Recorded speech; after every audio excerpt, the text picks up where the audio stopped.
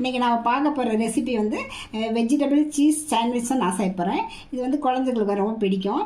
அதனால் நானும் இதை செஞ்சு காமிக்கிறேன். நான் எப்படி செய்கிறேன்னு உங்களுக்கு செஞ்சு காமிக்கிறேன். ஒரு கடாய் அடுப்பில் வச்சுருக்கேங்க. கொஞ்சம் ஆயில் அப்ளை பண்ணிக்கலாம். ஒரு 6-7 பூண்டு பொடிசாக நறுக்கியிருக்கேங்க. அதை இதோட சேர்த்துக்கலாம்.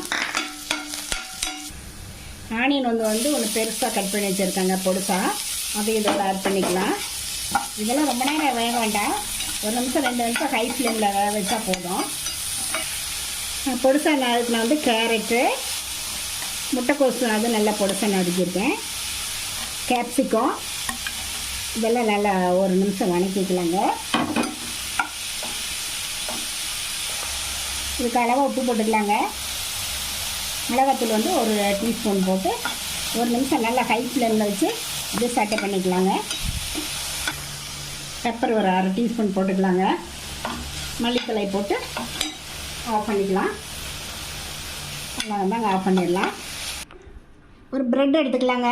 இதில் வந்து நம்ம டொமேட்டோ கிச்சாப் வந்து ஒரு லேயருக்கு நம்ம அப்ளை பண்ணிக்கலாம். ஒரு பேன், நான்ஸ்டிக் பேன் வச்சுருக்கேங்க. அதில் கொஞ்சம் நெய் அப்ளை பண்ணிக்கலாம்.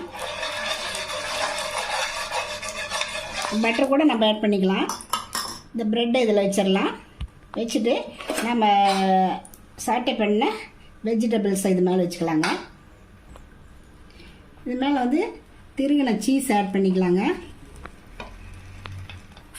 ப்ரெட்டை வந்து இதுக்கு மேலே இன்னொரு ப்ரெட்டு வந்து கிச்சாப் தடவி இருக்கங்க.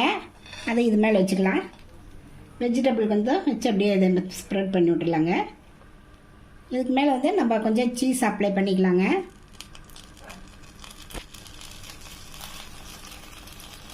வச்சுட்டு ஒரு 3 நிமிஷம் அப்படியே சிம்பிளையே மூடி வைக்கலாம். பாருங்கள், 3 நிமிஷம் ஆயிடுச்சு.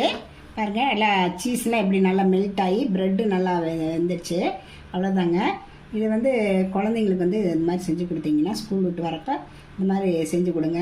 குழந்தைங்களுக்கு பிடிச்சமான இந்த ஸ்நாக்ஸை நீங்களே ட்ரை பண்ணி பார்த்துட்டு எப்படி இருக்குன்னு ரதியா சமையல் சப்ஸ்கிரைப் பண்ணுங்கள், லைக் பண்ணுங்கள், ஷேர் பண்ணுங்கள். அடுத்த வீடியோவில் வேறு ரெசிபி சந்திக்கிறேன். வணக்கங்க.